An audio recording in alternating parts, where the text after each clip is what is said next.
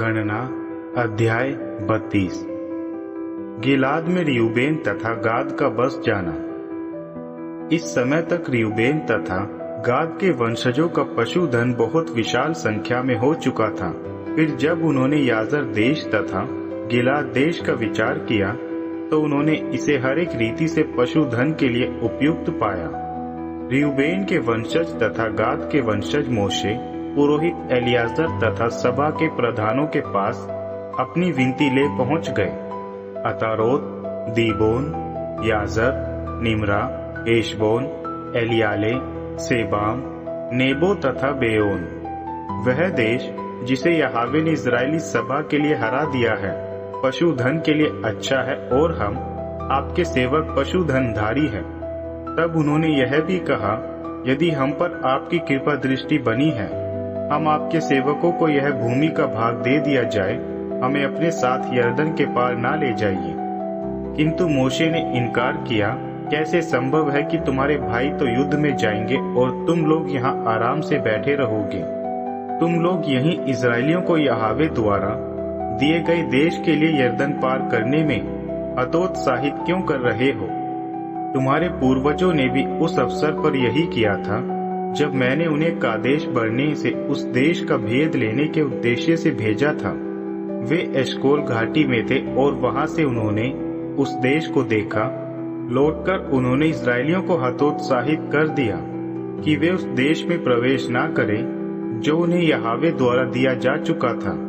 परिणाम यह हुआ कि उस दिन यहोवा का क्रोध भड़क उठा और उन्होंने यह शपथ ले ली, मिस्र देश से निकलकर आए 20 वर्ष तथा इससे अधिक आयु का कोई भी व्यक्ति उस देश का दर्शन ही ना कर पाएगा जिसे देने की शपथ मैंने अब्राहम, इसहाक तथा याकूब से की थी, क्योंकि उन्होंने पूरी तरह से मेरा अनुसरण नहीं किया।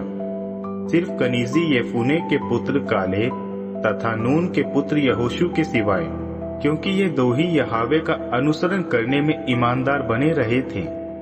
यहोवा का क्रोध इजराइल पर भड़क उठा और उन्होंने उन्हें निर्जन प्रदेश में 40 वर्षों तक भटकते रहने के लिए छोड़ दिया कि वह सारी पीढ़ी जिन्होंने यहोवा के विरुद्ध यह बुराई की थी नाश हो जाए।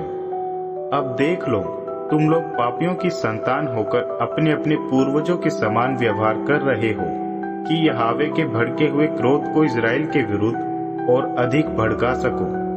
क्योंकि यदि तुम रियूबेन और गाद के वंशजों का अनुसरण करना छोड़ दोगे तो वह एक बार फिर उन्हें निर्जन प्रदेश में अकेला छोड़ देंगे और तुम दोनों इन सब लोगों को नाश कर दोगे। तब वे मोशे की उपस्थिति में आकर कहने लगे, हम यहाँ अपने पशुधन के लिए भेड़शालाओं का तथा अपनी संतानों के लिए नगर बनाएंगे, किंतु स्वयं हम इजरायलियों के आगे आगे युद्ध के लिए शस्त्रों से तैयार हो जाया करेंगे जब तक हम उन्हें उस देश में ना पहुंचा दें, जबकि हमारी संतान इस देश के वासियों के कारण गढ़ नगरों में निवास कर रही होगी। हम उस समय तक अपने अपने घरों में नहीं लौटेंगे जब तक हर एक इजरायली अपने अपने भाग के अधिकार को प्राप्त नहीं कर लेता है, क्योंकि हम यरदन के उस पार तथा उससे भी दूर तक किसी भी भाग के अधिकार का दावा नहीं करेंगे, क्योंकि हमारा उत्तराधिकार हमें यरदन के इसी ओर पूर्वी दिशा में मिल चुका है। यह सुन मोशे ने उत्तर दिया, यदि तुम यही करोगे, तुम यहोवा के सामने स्वयं को युद्ध के लिए तैयार कर लोगे।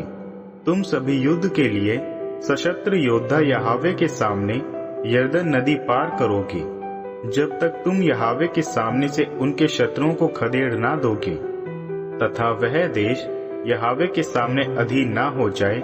यह पूरा हो जाने के बाद ही तुम लौट सकोगे तथा यहोवा एवं इजरायलियों के प्रति इस वाचा से छूट जाओगे और यह देश यहोवा के सामने तुम्हारा निज भाग हो जाएगा।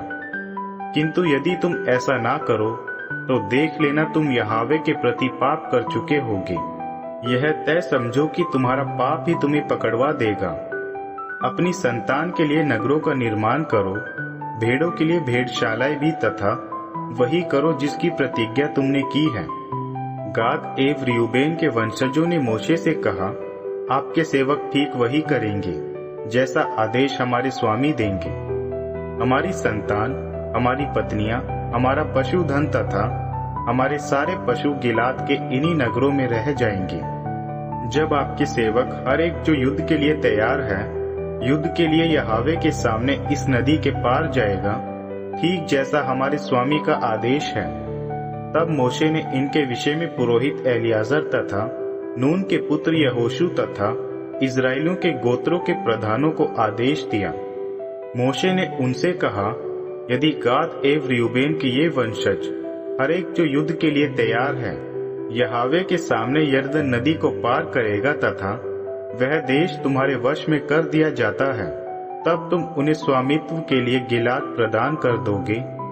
किंतु यदि वे शस्त्रों से तैयार हो, तुम्हारे साथ नदी के पार ना जाए, तब उन्हें कनान देश में ही तुम्हारे बीच भूमि बांटी जाएगी। गाद एवं रूबेन के वंशजों ने उत्तर दिया, आपके इन सेवकों को यहोवा ने जैसा आदेश दिया है, हम ठीक वैसा ही करेंगे।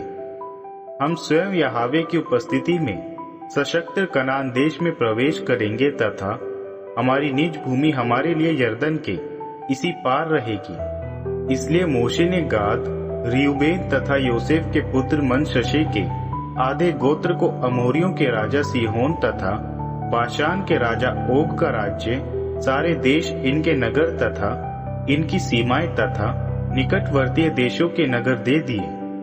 गाद के वंशजों ने दीबोन, अतारोत, अरोवर, अतारोत शोपान, याजर, योगबेहा, बेत निर्माहा तथा बेत हारन को गढ़ नगरों के रूप में बना दिया। साथ ही भेड़ों के लिए भेड़शालाएं भी बना दी। रूबेन के वंशजों ने हेशबोन, एलियाले, किरियथाइम, नेबो, बाल मेयोन, इन नामों को बदल दिया गया और सिबमा नगर बसाए। उन नगरों को उन्होंने नए नाम दिए जिनका वे निर्माण करते रहे थे। मनश्शे के पुत्र माखीर के वंशजों ने गिलाद जाकर उस पर अधिकार कर लिया और उसमें रह रहे अमोरियों को वहां से निकाल दिया।